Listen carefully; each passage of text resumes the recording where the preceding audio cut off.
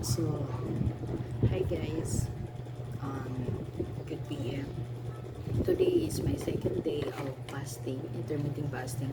20 hours fasting, 4 hours eating. So first meal, my first and last meal today is beef loaf, uh, pritong talong, 1 egg, and 1 cup brown rice.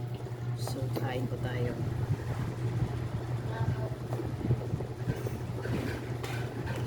As in guys, hindi pala madali yan pag nag-intermittent fasting ka. Lalo na kung 20 hours fasting ka.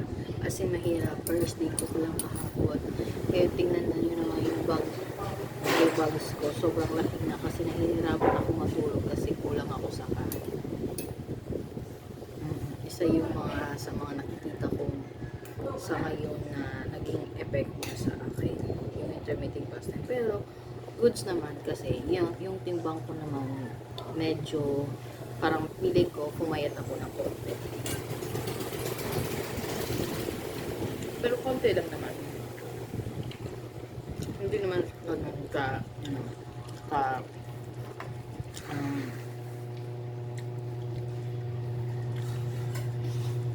konti lang naman guys.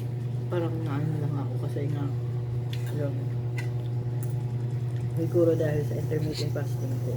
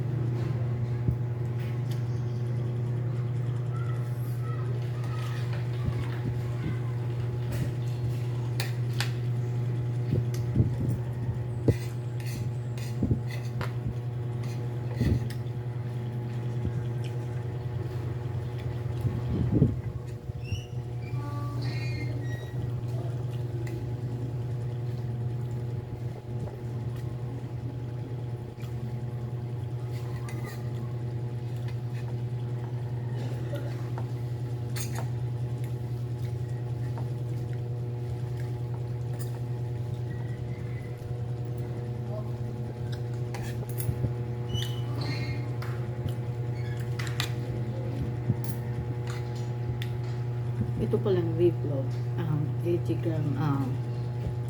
grams calories, 80 calories lang siya.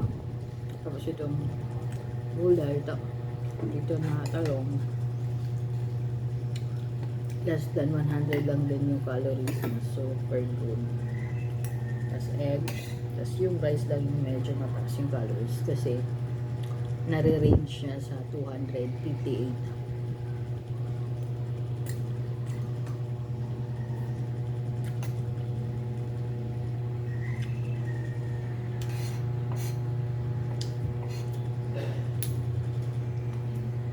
Dahil sa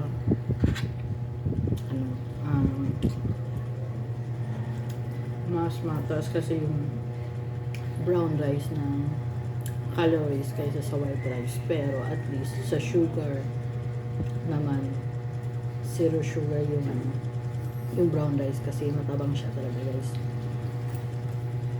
wala siyang lasang kainin.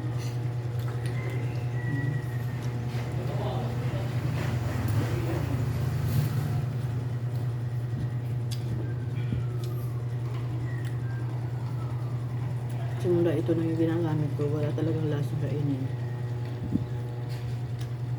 Unless sa white rice na masarap siya kainin, mapapadami ka ng kanin kasi nga white rice pa lang, matamis na siya. Ito, wala talaga eh. Pero kung naman, kasi nga good naman po to para sa mga nag-intermittent fasting dyan. Kagaya ko. Very good lang siya.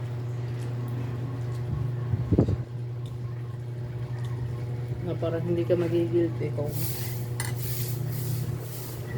mapadami yung kanin mo kasi nga ano siya, matabang, walang lasa. Hindi tataas yung sugar mo. Tsaka madami din benefits yung ano, yung brown sugar. Lalo na sa protein at saka fiber.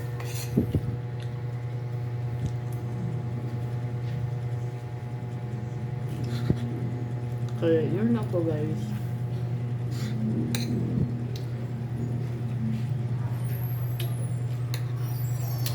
Ang mga nagpa-fasting dyan na kagaya ko at sa mga nagpa-plano, tuloy nyo na po. Maraming good benefits po yung fasting sa katawan natin.